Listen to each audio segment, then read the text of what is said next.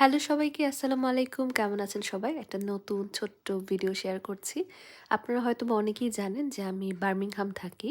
Birmingham থেকে লন্ডনে যেতে যদি গাড়িতে করে যাই ১ ঘন্টার মতো লাগে এবং বাসে গেলে আরও বেশি সময় লাগে। সো আমরা প্রায় সময় করে যদি আমাদের ছুটি মিলে যায়, আমরা একটু লন্ডনের দিকে ঘুরতে যাই। তো ক্রিসমাসের সময় এত সুন্দর লাইটিং থাকে।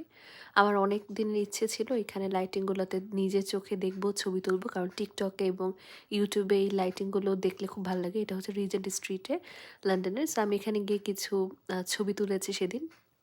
এবং আমি সারাদিন ঘুরেছি। অনেকগুলো প্রায় ৯-১০ টা প্লেস ঘুরেছি। আমি আরেকটা ভিডিওতে সেটা শেয়ার করেছি যে লন্ডনে গিয়ে একদিনে কোন ১০ টা প্লেস আমি ঘুরে দেখেছি। সেই ভিডিওটা সবাই অনেক পছন্দ করেছে। সো আমি পিকাডিলি থেকে শুরু করে রিজেন্ট স্ট্রিট দেন হচ্ছে আরও যেই ফেমাস জায়গাগুলো রয়েছে যেখানে লাইটিং অনেক সুন্দর হয় সেই জায়গাগুলো সেদিন ঘুরে দেখেছিলাম। মজার ব্যাপার হচ্ছে সেদিন আমি আমার আরেকটা বাংলাদেশি আপুর রেকমেন্ডেশনে এভার গার্ডেনে গিয়েছিলাম। সেটা আমার অনেক ভালো লেগেছে এটা এভার গার্ডেনের ভিডিও।